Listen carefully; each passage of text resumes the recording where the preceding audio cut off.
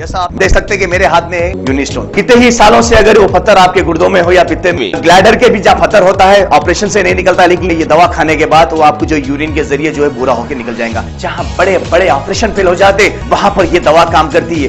गुर्दे और पित्ते की पथरी ये प्रोडक्ट से गल जाती है, फिर दोबारा पथरी फॉर्म होने नहीं देती और इसमें कोई साइड इफेक्ट भी नहीं है। मेरे को पित्ते में कैंकर आ गया था, मैडम दवा दी और मैं अच्छी हो गई। कॉन्टैक्ट 9703939436 R&S यूनानी pharmacy, first floor opposite Canara bank, Bahadurpura, x road, Hyderabad.